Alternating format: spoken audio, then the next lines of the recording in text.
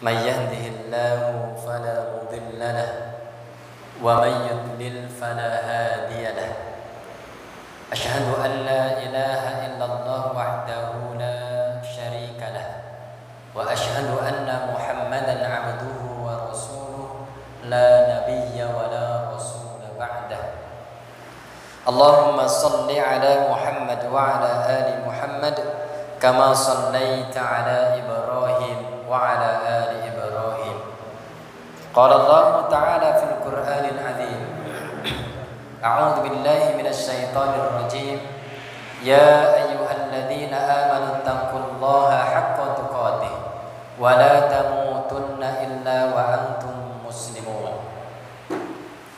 Bapak Ibu jamaah Masjid Nurul Islam yang semoga senantiasa dalam lindungan dan berkah Allah Subhanahu wa taala.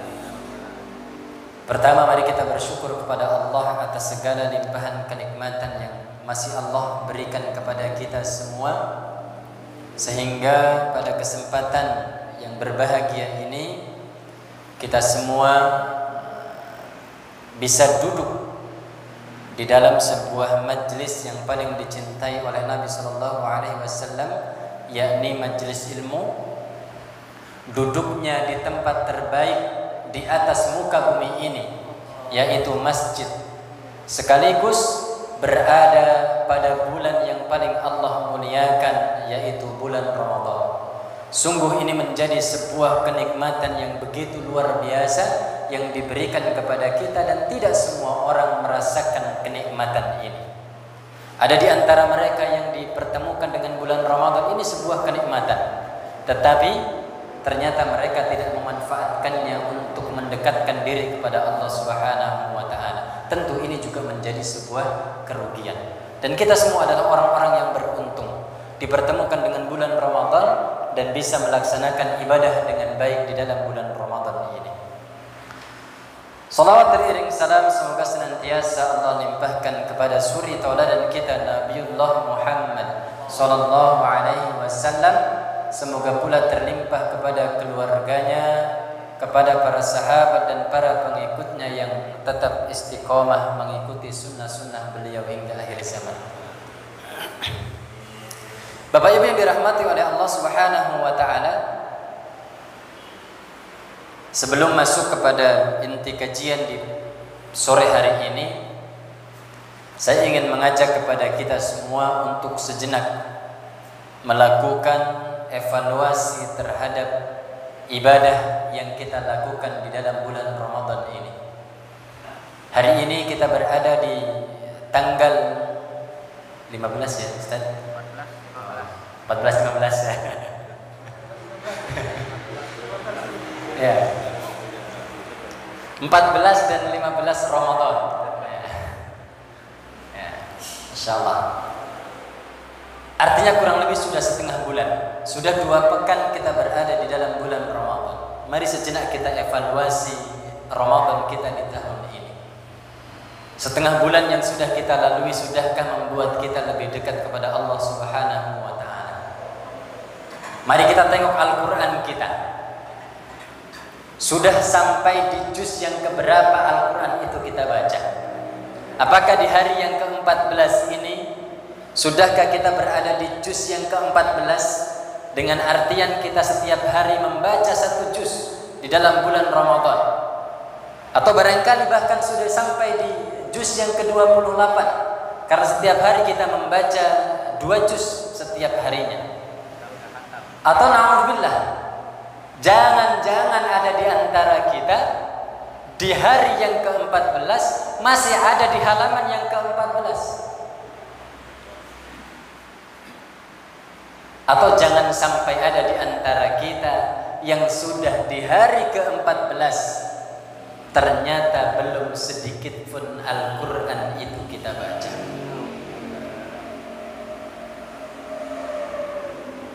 Sudahkah bulan Ramadan juga membuat kita lebih dermawan? Sudahkah bulan Ramadan membuat kita lebih rajin melaksanakan sholat, ibadah-ibadah sunnah dan lain-lainnya? Kalau belum, maka ada setengah bulan ke depan yang harus kita manfaatkan untuk lebih memperbaiki lagi kualitas ibadah kita di dalam bulan Ramadan ini, sehingga pada akhirnya nanti Ramadan yang kita lalui ini betul-betul bisa mengantarkan kita menjadi orang-orang yang bertakwa kepada Allah Subhanahu wa taala. Bapak Ibu jamaah pengajian yang insyaallah dimuliakan oleh Allah Subhanahu wa taala, berkaitan dengan akhlak. Pada sore hari ini insyaallah akan kami kaitkan akhlak itu dengan ibadah kita di dalam bulan Ramadan. Ada di antara kita tadi yang begitu masuk kepada bulan Ramadan kemudian meningkatkan kualitas ibadahnya. Ini sangat bagus. Mengupgrade kualitas dan kuantitas ibadahnya. Ini menjadi satu hal yang begitu bagus. Tetapi ada di antara kita yang ternyata lupa. Kualitas ibadah kita tingkatkan, kuantitas ibadah kita tingkatkan, tetapi tidak dibarengi dengan kualitas akhlak. Sehingga ibadah bulan Ramadan kita yang tadi kita tingkatkan kualitas dan kuantitasnya ternyata justru rusak karena kualitas akhlak kita yang mohon maaf rusak. Mohon maaf tidak diperbaiki. Dan ini akan menjadi sesuatu yang sia-sia. Kita meningkatkan kualitas ibadah tetapi akhlak kita tidak kita perbaiki. Karena menjadi penting bagi kita untuk juga memperbaiki kualitas akhlak selain memperbaiki, menambah kualitas dan kuantitas ibadah. Pada sore hari ini barangkali lebih spesifik apa yang akan kami sampaikan berkaitan dengan akhlak di dalam kita menjaga lisan, karena hal ini akan menjadi perusak ibadah puasa kita di dalam bulan Ramadan.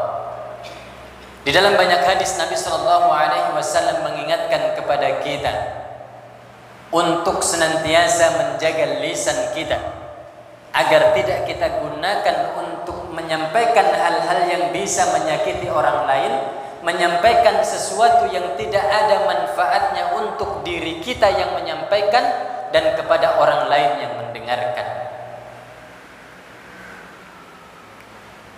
Karenanya kata Nabi sallallahu alaihi wasallam bahwa puasa itu sesungguhnya bukan hanya menahan makan dan minum. Laisa siyam minal akli wasyarab. Jadi bukanlah suatu disebut puasa itu adalah menahan makan dan minum saja. Tapi apa kata Nabi sallallahu alaihi wasallam?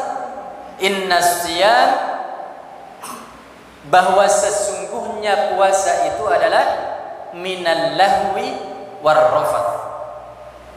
Jadi yang disebut dengan puasa yang sesungguhnya itu adalah menahan dari perkataan yang lahwun, perkataan yang sia-sia dan perkataan-perkataan yang rafath.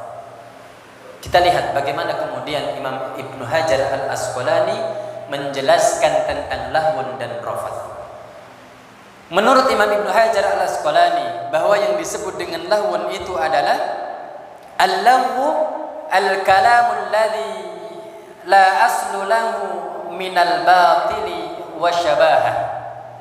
Bahwa yang disebut dengan lahwun, perkataan yang sia-sia itu adalah perkataan yang sia-sia dan semisalnya yang tidak membawa manfaat, yang tidak membawa faedah. Itu adalah perkataan yang lahwun, perkataan yang sia-sia, perkataan-perkataan yang bisa merusak ibadah seseorang sehingga puasanya tidak membawa manfaat apapun melainkan hanya rasa lapar dan dahaga saja. Ini lahwun, perkataan yang sia-sia. Karenanya menjadi sebuah keharusan bagi kita ketika kita melaksanakan ibadah puasa, kemudian kita tinggalkan perkataan yang sia-sia, perkataan yang tidak membawa manfaat. Para ulama menjelaskan bagaimana kemudian cara kita untuk menghindari perkataan yang sia-sia, perkataan-perkataan yang tidak ada manfaatnya.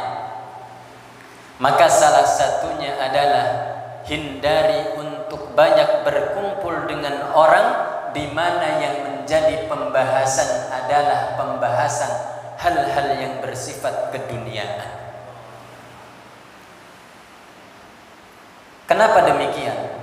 Karena ketika kita berkumpul dengan orang-orang, kemudian yang kita bahas adalah hal-hal yang bersifat keduniaan, hampir-hampir pembicaraan itu akan mengarah kepada hal-hal yang sia-sia. Ibu-ibu kumpul di teras rumah salah satu orang, itu kemungkinan besarnya, Pak, yang akan menjadi pembahasan adalah orang lain. Na'udzubillah. Ya. Dan ini akan menjadi suatu perusak ibadah puasa kita. Karena penting untuk kita hindari. Yang kedua adalah rafath. Imam Ibnu Hajar Al-Asqalani juga menjelaskan berkaitan dengan rafath ini. Apa kata beliau? Wa yutlaqu 'ala at-ta'rid bihi wa 'ala al-fuhshi fil qaul. Jadi yang disebut dengan perkataan rafath itu adalah sebuah istilah yang digunakan dalam pengertian kiasan untuk hubungan badan dan semua perkataan yang keji, fahisyah atau fahsyah. Ini adalah perkataan-perkataan yang rafath, yang bisa merusak kualitas ibadah seseorang di dalam bulan Ramadan, sehingga ibadah puasanya tidak menghasilkan apa-apa melainkan hanya rasa lapar dan dahaga saja. Inilah rafath. Kemudian beliau juga menjelaskan bahwa ar-rafathu ismuha jami'i li kulli ma yuriduhu ar-rajulu minal mar'ah. Bahwa istilah rafath itu adalah istilah untuk setiap hal yang digunakan atau yang diinginkan oleh laki-laki dan perempuan, atau dengan kata lain bahwa rafath itu adalah setiap perkataan yang mengarah kepada hal-hal yang jorok, kepada hal-hal yang pornografi. Inilah rafath. Jadi laghun dan rafath itu adalah sesuatu yang bisa merusak ibadah puasa kita. Maka hindari betul ketika kita melaksanakan ibadah puasa di dalam bulan Ramadan, hindari betul untuk mengatakan sesuatu yang laghun dan perkataan-perkataan yang rafath, perkataan yang jorok, perkataan-perkataan yang mengandung amoral. Ini adalah perkataan-perkataan yang bisa merusak ibadah puasa kita. Sehingga tidak lain, puasa kita tadi hanya menahan makan dan minum saja. Padahal apa kata Nabi sallallahu alaihi wasallam? Ahwanus siyam tarkus syarab wa ta'am. Bahwa tingkatan puasa yang paling rendah, ya, puasa itu ada tingkatannya. Dan tingkatan puasa yang paling rendah itu adalah puasa dari menahan makan dan minum saja. Padahal tadi puasa itu bukan hanya menahan makan dan minum saja, tetapi puasa yang sesungguhnya adalah puasa dari menahan kata-kata yang sia-sia dan perkataan yang rafath. Puasa kita akan dianggap sah, kewajiban kita akan dianggap gugur, meskipun kita hanya menahan makan dan minum saja. Tetapi ingat, ini adalah tingkatan puasa yang paling rendah. Maka sungguh merugi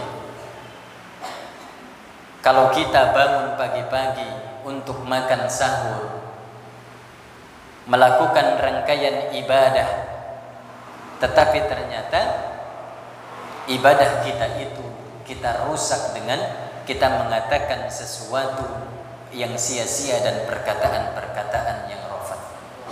Inilah bagian dari akhlak yang Nabi kita ajarkan, agar ketika kita berpuasa, menjaga akhlak di dalam berbicara agar pembicaraan itu tidak merusak ibadah puasa kita. Selain laghun dan rafath, ada perilaku lain yang ini juga menjadi salah satu adab yang harus kita hindari agar puasa kita tidak rusak, di mana hal ini juga diakibatkan oleh lisan kita yang tidak kita jaga dengan baik.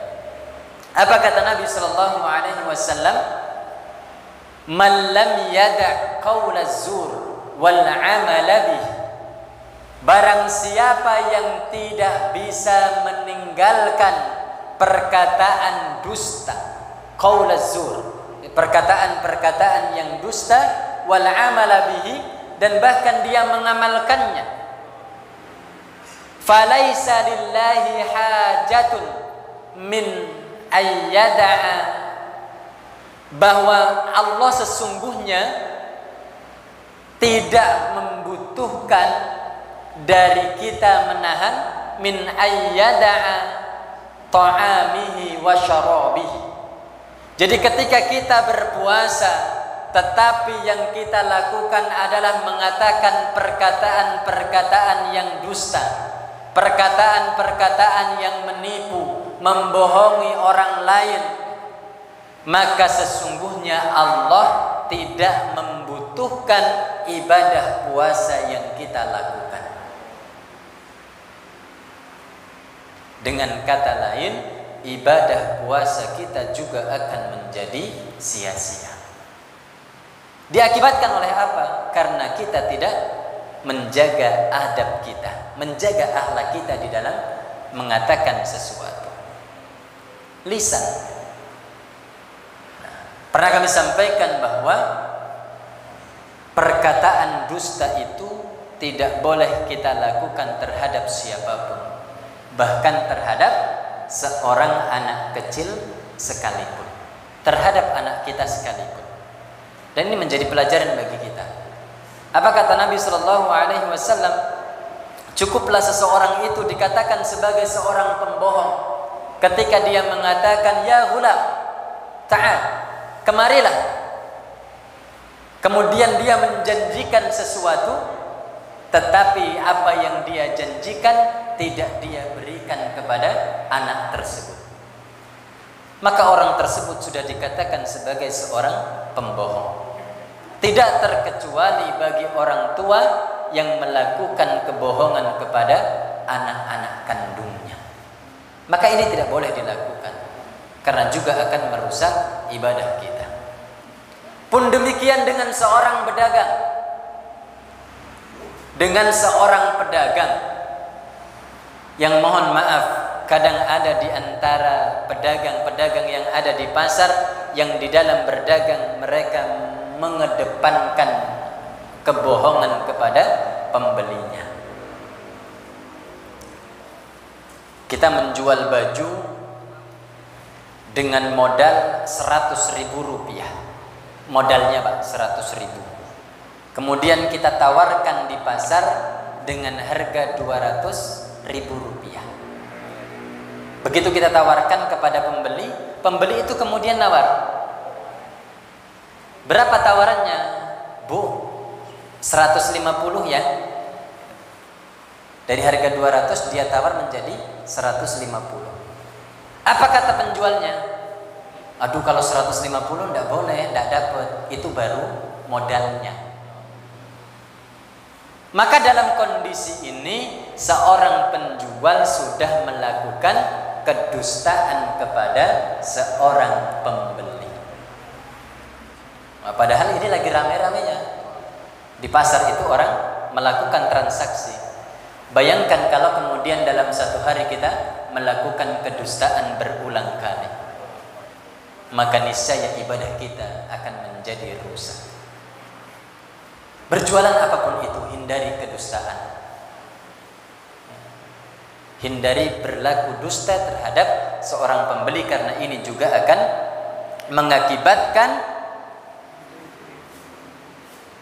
ibadah puasa kita menjadi rusak. Nah, jamaah fiddin azzakumullah, di dalam menjaga lisan kita. Hendaknya di dalam bulan Ramadan ini hindari untuk berbicara yang berlebihan. Tadi salah satu caranya hindari untuk berkumpul dengan orang lain yang pembahasannya adalah pembahasan keduniaan.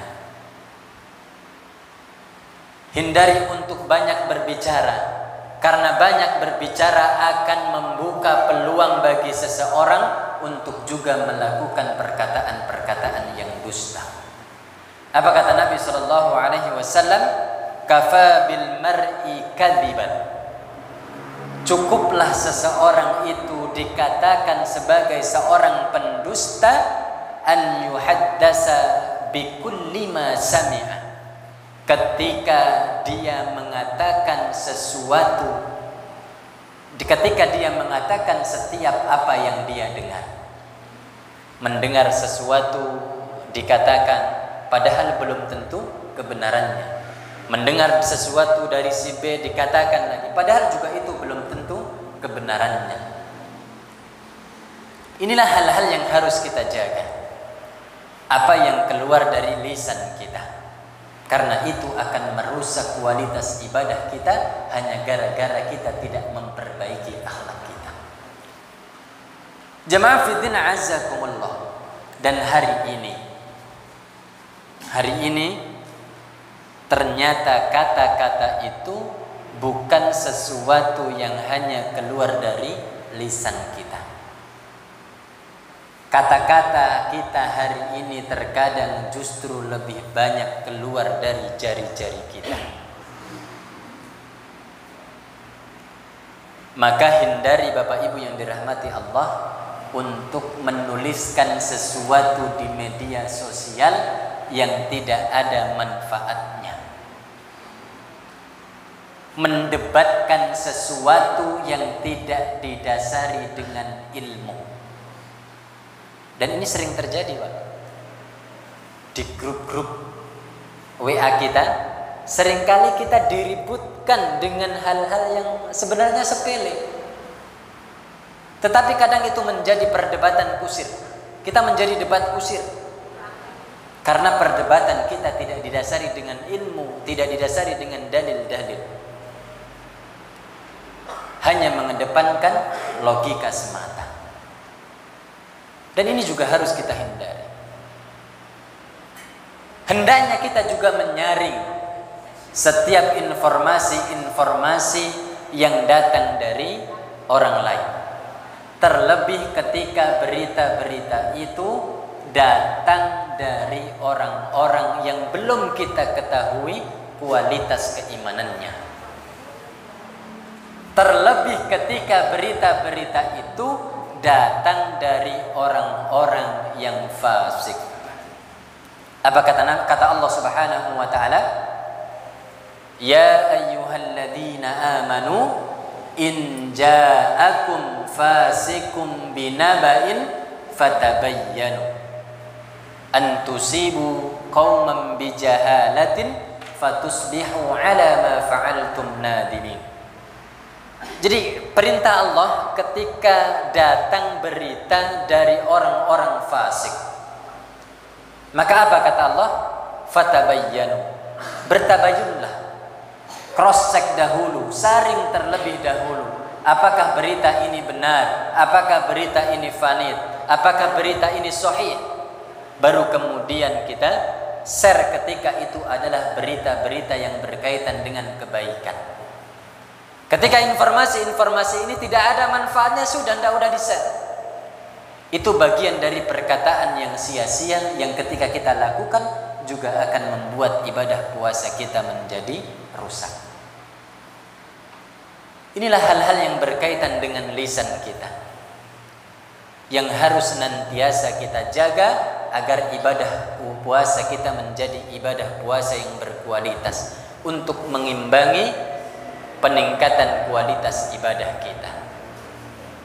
Lebih jauh lagi tentu Nabi kita mengingatkan kepada kita ketika Nabi kita ditanya oleh seorang sahabat, Su'ilan Nabiyyu sallallahu alaihi wasallam an aktsari ma yudkhilun nasal jannah. Suatu ketika Nabi kita ditanya tentang suatu perkara yang paling banyak menyebabkan orang masuk ke dalam surga. Apa kata beliau? Taqwallah wa husnul khuluq.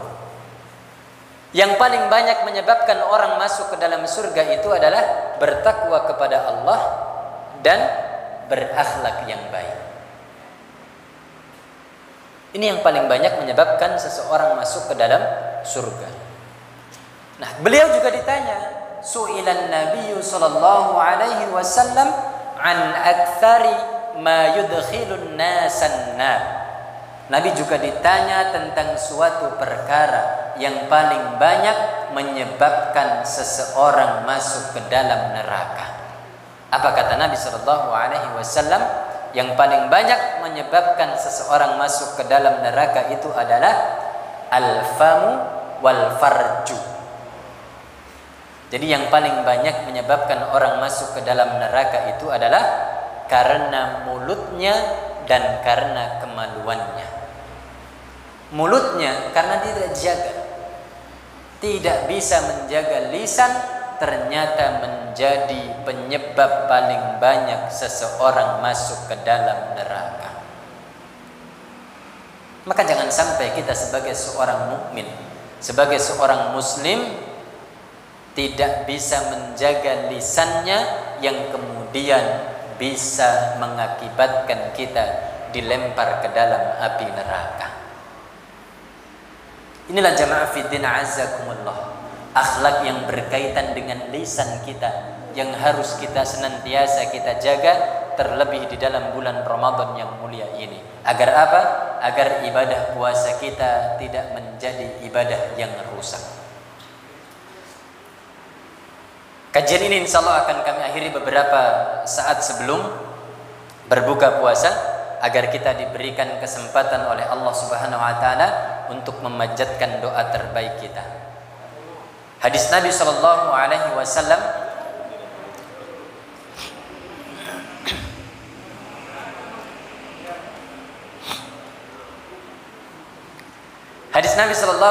wasallam mudah-mudahan ini menjadi pengingat bagi kita. Salasatun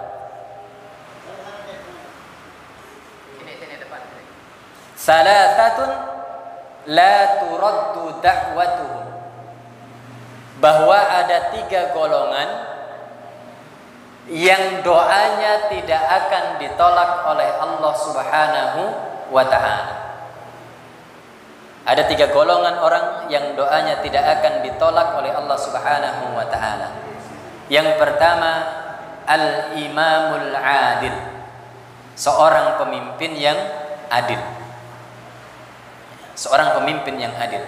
Apakah dia sebagai seorang pemimpin di sebuah negara, di sebuah provinsi, di sebuah kabupaten, atau bahkan seorang pemimpin di dalam sebuah instansi. Ketika dia menjadi seorang pemimpin yang adil, niscaya doanya akan menjadi doa yang makbul, doa yang dikabulkan oleh Allah dan tidak akan ditolak. Yang kedua, orang-orang seperti kita. Was-shaimu hina yuftir, orang-orang yang dalam keadaan berpuasa sehingga dia berbuka. Maka manfaatkan kesempatan yang begitu berharga ini untuk memanjatkan doa terbaik kita kepada Allah Subhanahu wa ta'ala. Niscaya doa kita akan dikabulkan olehnya. Dan yang ketiga adalah wada'watul mazlum, doa orang-orang yang terzolimi. Doa orang yang teraniaya adalah doa-doa yang makbul. Kata Nabi, tidak ada sekat doa antara orang yang terzolimi dengan Allah Subhanahu wa ta'ala. Dengan artian setiap doa orang yang kita zolimi niscaya akan menjadi doa yang makbul. Maka hindari pula di dalam bulan Ramadan ini untuk kita berbuat zolim kepada orang lain. Apakah mengambil haknya? Apakah dengan mengatakan kepada mereka perkataan-perkataan yang tidak ada benarnya? Ini juga menjadi sebuah kezaliman yang kita lakukan terhadap orang lain. di mana doa-doa orang yang terzalimi akan menjadi doa yang begitu makbul, yang akan dikabulkan oleh Allah Subhanahu wa taala. Demikian, mudah-mudahan apa yang kami sampaikan di sore hari ini menjadi sebuah tambahan wawasan keilmuan bagi kita yang kemudian bisa kita manfaatkan di dalam kehidupan kita sehari-hari, agar kualitas ibadah puasa di dalam bulan Ramadan ini menjadi ibadah puasa yang berkualitas, yang bisa mengantarkan kita menjadi hamba Allah yang bertakwa, yang bisa menjadi asbab bagi kita untuk Allah mengampuni dosa-dosa kita. Ghufira lahu ma taqaddama min dambi, diampuni dosa-dosa kita yang telah lalu. Demikian, hadanallahu wa iyyakum ajma'in. Assalamualaikum warahmatullahi wabarakatuh.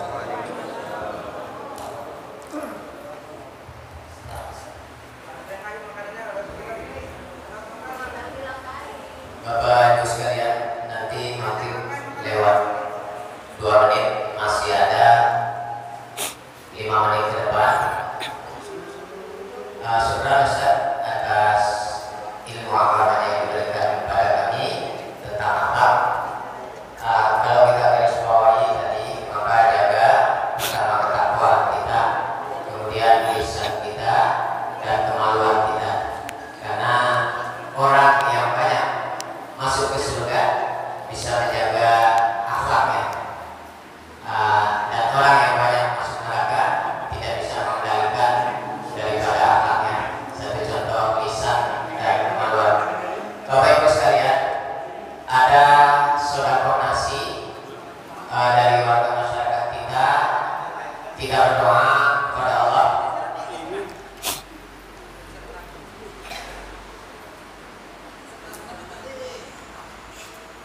Masih lama.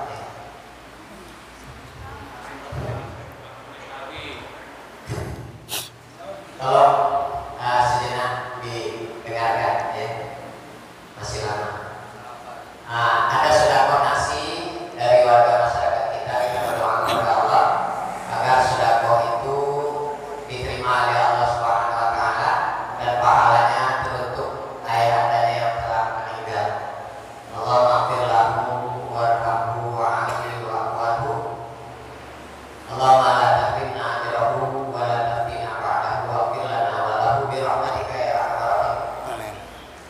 Ini dari anak yang soleh yang masih hidup di dunia untuk orang tuanya yang telah meninggal. Oleh karenanya, mari kita setelah mendengar akhlak tadi, maka perbaiki hati kita, terutama akhlak kita, akhlak orang tua terhadap anak, anak terhadap orang tua, terutama tatkala lisan kita berbicara, maka dijaga. Saya pribadi juga Ustaz, sering tidak terkontrol. Ini memang sulit menjaga lisan, ini memang sulit. Oleh karenanya kita berdoa kepada Allah agar lisan kita ini menjadi terjaga dengan adanya kita terus menuntut ilmu dari Allah Subhanahu wa taala yang diturunkan kepada Nabi Muhammad sallallahu alaihi wasallam. Sekarang sekali lagi Ustaz atas ilmunya. Kemudian besok Ustaz Rafiq Darajat LCMH, dan juga berkaitan dengan akhlak hati manusia dan tazkiyatun nafs. Dan ada sedekah lagi, sedekah nasi lagi besok. Diharapkan masyarakat sini hadir semua, dihadiahnya bapak-bapaknya untuk menjadikan sedekah tersebut berbuah amal soleh. Kita tutup dengan doa kafaratul majelis. Subhanallahumma wa bihamdika, asyhadu an la ilaha illa anta, astaghfiruka wa atubu ilaik. Assalamualaikum warahmatullahi wabarakatuh.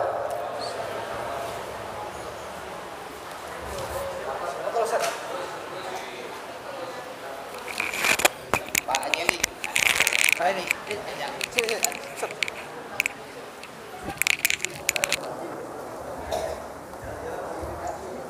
Jangan lupa ada kurma sebagai pembuka puasa untuk sunatnya, dan berdoa doa Allahumma barik lana fi samarina. Coba Pak Din, udah.